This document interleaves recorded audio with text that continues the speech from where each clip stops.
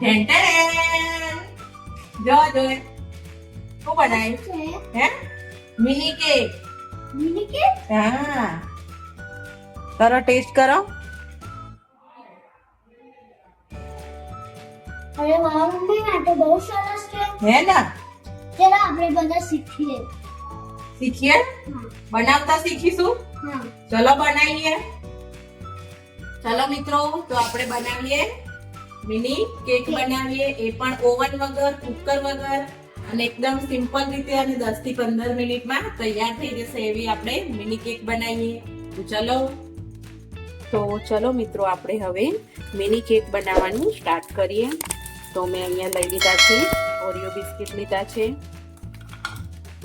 Chocolate વાળા જ છે ઓલરેડી ઓરિયો બિસ્કિટ. તમે કોઈ પણ બિસ્કિટ લઈ શકો છો, એવું નથી કે ઓરિયો જ લેવાના છે, પણ ઓરિયો થોડા ચોકલેટી હોય, ડાર્ક હોય, એટલે છોકરાઓને વધારે ભાવે. તો આપણે જે બિસ્કિટ ઘરમાં પડ્યા છે એ બિસ્કિટનો ઉપયોગ કરી અને આપણે મિની કેક બનાવી દઈએ.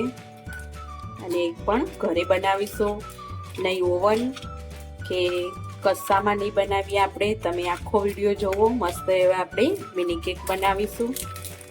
હવે એમાં આપણે ગરમ દૂધ રેડીશું.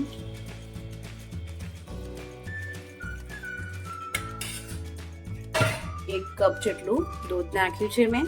હવે આ રીતે બધા ઓરિયોને મેશ કરી દઈશું. અને જો એકદમ દૂધ આપણે ગરમ રેડ્યું એટલે મસ્ત એવું આપણું બેટર થઈ જશે કેક માટેનું તૈયાર.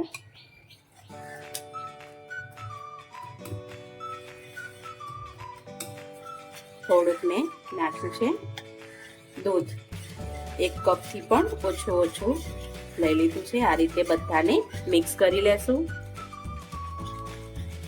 તો હવે આપણે બનાવવાના છે મિની કેક. તો તમે વિચારતા હશો કે શેમાં બનાવશું, તો આગળ વિડીયોમાં જોવો કે હું શેમાં બનાવું છું. એકદમ ઈઝી પ્રોસેસ છે, અને આવા ઘણા બધા વિડીયો મારા આવતા જ રહેશે હવે. તો આ રીતે આપણે અપ્પમનું પેન લઈ લીધું છે, વાસણ આવે છે જે અપ્પમ બનાવવાનું. આપણે આમાં બનાવીશું આજે મિની કેક. તો આના બધા ખાનામાં આપણે તેલથી ગ્રીસ કરી લેશું.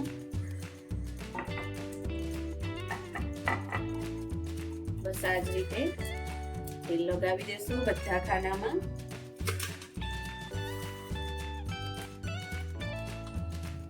અને હવે આપણે બેટર અંદર એડ કરીશું.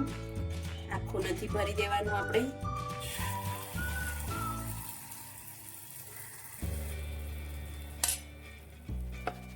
આ જ રીતે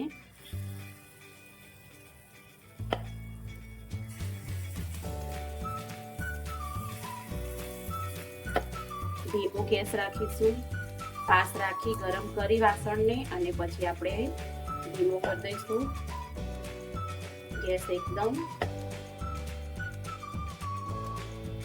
અને આ રીતે અડધું જ બેટર આપણે અંદર એડ કરવાનું રહેશે.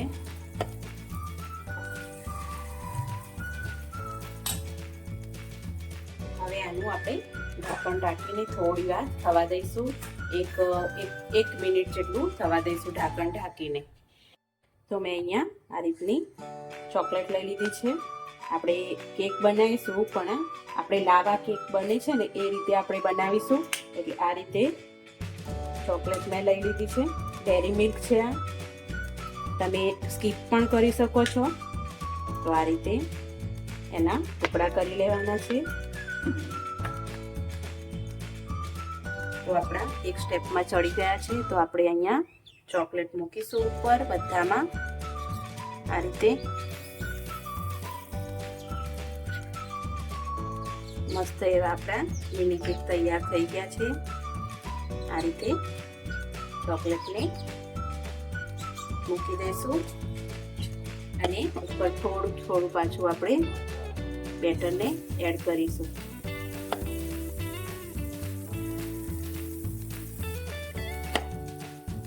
એકદમ ચોકોડાવા કેક બને એ રીતે આપણું તૈયાર થઈ જશે મિની કેક.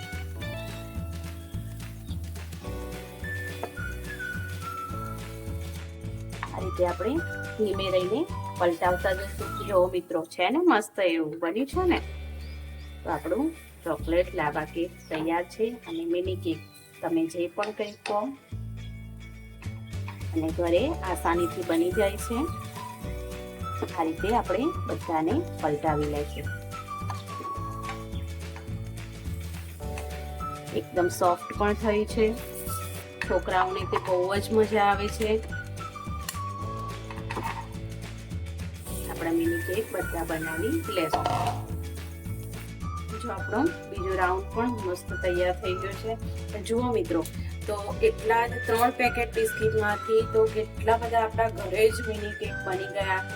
અને આસાનીથી તમને બેકિંગ સોડા કોઈ બી કરિયાણાની દુકાન હોય કે ડેરી હોય મોટી, ત્યાંથી આસાનીથી બધી જ વસ્તુ મળી રહેશે. કોકો પાવડરનો કોઈ જરૂર નથી, કારણ કે ઓરિયો બિસ્કિટ ઓલરેડી ચોકલેટી છે.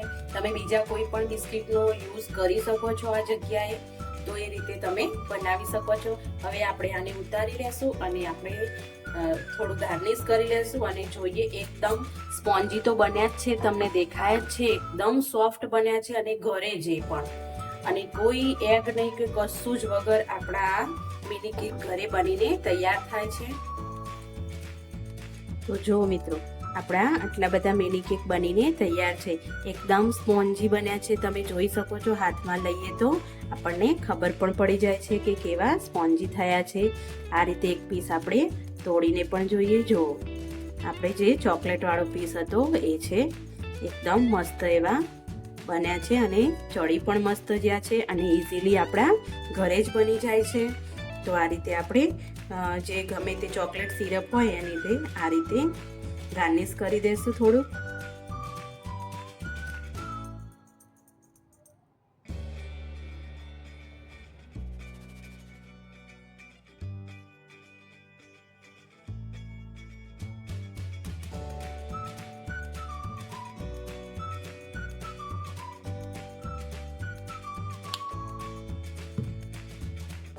તો મિત્રો, આપણો મિની કેક તૈયાર છે અને એકદમ મસ્ત થઈ છે. ટેસ્ટમાં પણ જોરદાર થઈ છે અને તમે પણ ઘરેથી જરૂરથી ટ્રાય કરજો અને બનાવજો. અને વિડીયોને ગમે તો લાઈક, શેર, સબસ્ક્રાઈબ કરજો.